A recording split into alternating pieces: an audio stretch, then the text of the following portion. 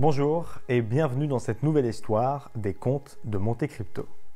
Aujourd'hui, nous allons découvrir l'histoire d'un hack qui a mis à genoux Ethereum et qui a obligé la communauté à créer une nouvelle blockchain et à abandonner celle ayant subi le hack, aujourd'hui connue sous le nom d'Ethereum classique. Et oui, la blockchain Ethereum que vous utilisez tous, qu'on utilise tous, n'est pas celle originelle. Une faille dans le programme de smart contract The DAO a permis en 2016 à un hacker de voler 3,6 millions d'ETH, qui valait à l'époque 50 millions de dollars. Un hacker qu'on a peut-être retrouvé aujourd'hui. Avant de plonger plus en profondeur dans le récit du piratage qui a fait trembler le monde des crypto-monnaies en 2016, laissez-moi vous présenter notre partenaire du jour, Ledger. Vous connaissez probablement tous les fameuses clés Ledger, les hardware wallets qu'on utilise presque tous pour sécuriser nos clés privées, mais on connaît souvent moins les équipes qui sécurisent justement ces clés. Eh bien, un reportage a été tourné à la cellule donjon de chez Ledger, ces fameux white hats, ces hackers au chapeau blanc qui s'assurent de la bonne sécurité de nos clés privées. Je vous mets justement ce reportage au donjon de Ledger en fiche et en description, très intéressant pour comprendre un peu les dangers qui guettent nos clés et comment le donjon arrive à nous en protéger. So here you are in the dungeon, On est au donjon. On est au donjon. and dungeon is the product security team of Ledger. On y pratique tout un tas de techniques de hacking. La particularité du donjon, c'est que c'est une équipe en sécurité qui a un très haut niveau d'expertise, à la fois en sécurité logicielle et en sécurité matérielle. Installez-vous désormais confortablement, car nous allons partir à la découverte ensemble de l'histoire de The DAO, son hack et son impact sur Ethereum. In the afternoon, I saw a message in one of the Skype chats that I was in, and someone basically saying, "Hey guys, look at the DAO. It seems like there's some money coming out of it. It seems like about $2 million ETH has actually already been removed from the DAO."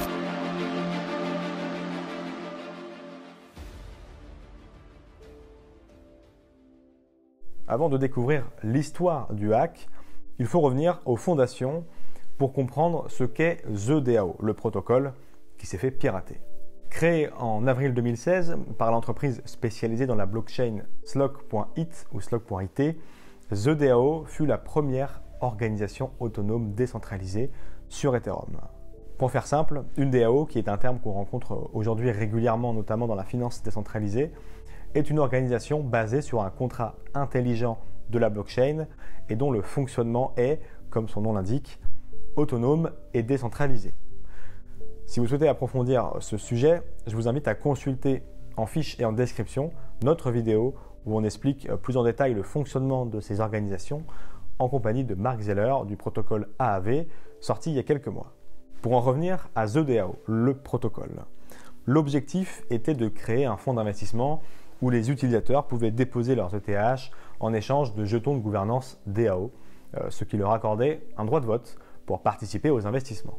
Pour ce faire, il était possible de créer une sorte de DAO parallèle appelée Split DAO qui permettait d'accorder une période de vote de 7 jours à laquelle tout le monde pouvait participer pour effectuer des actions comme des retraits ou justement placer ses ETH.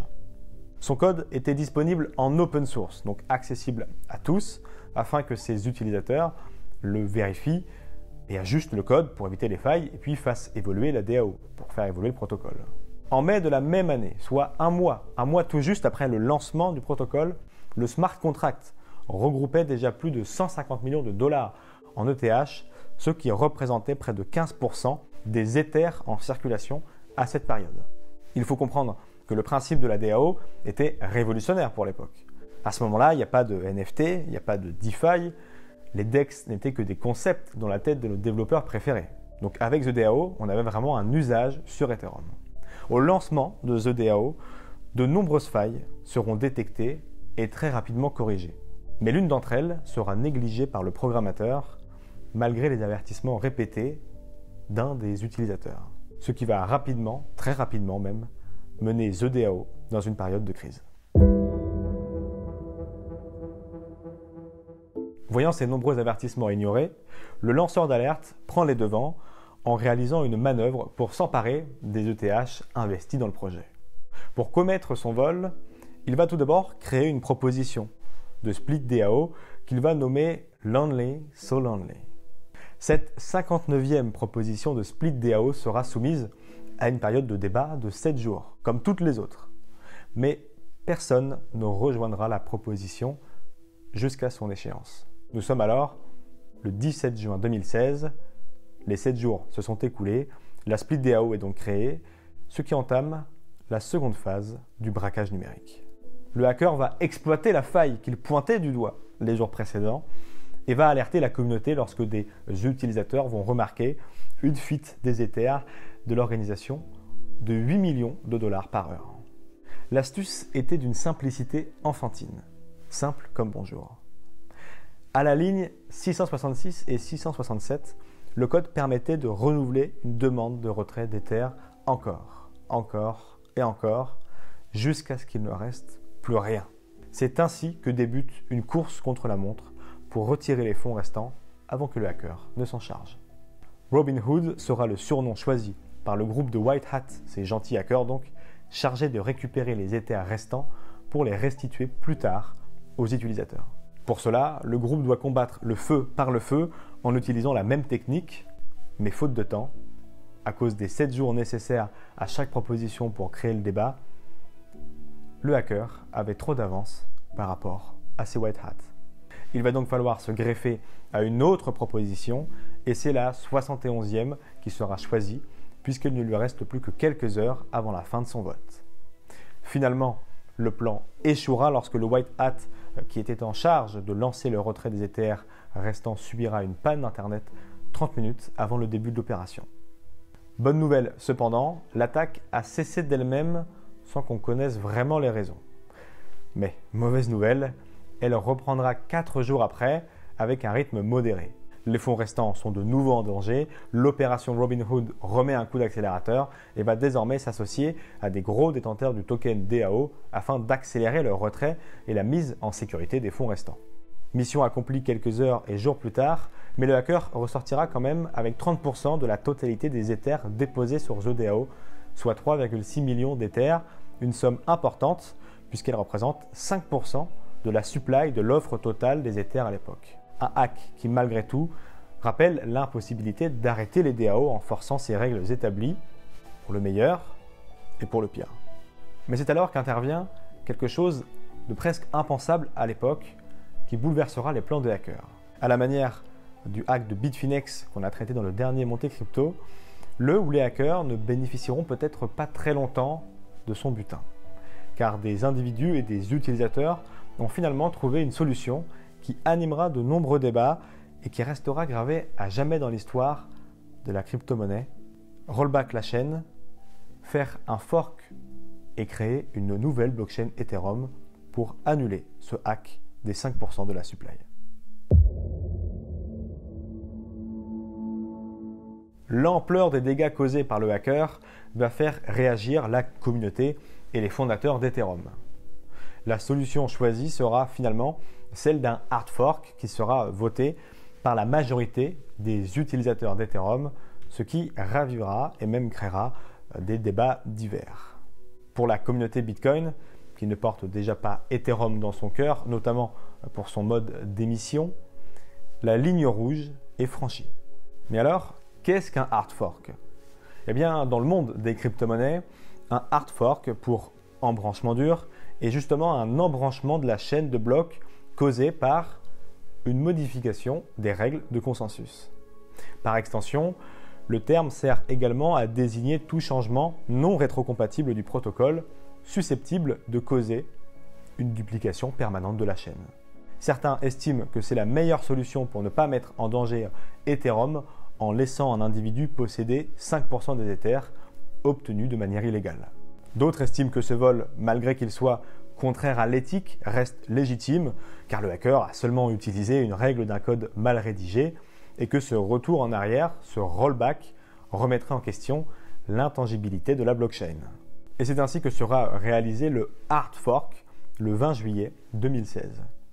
Les utilisateurs opposés à ce dernier, opposés donc au rollback, continueront d'utiliser la blockchain originelle, ce qui la fera persister, mais elle changera de nom puisque la majorité des utilisateurs vont utiliser le nouvel Ethereum.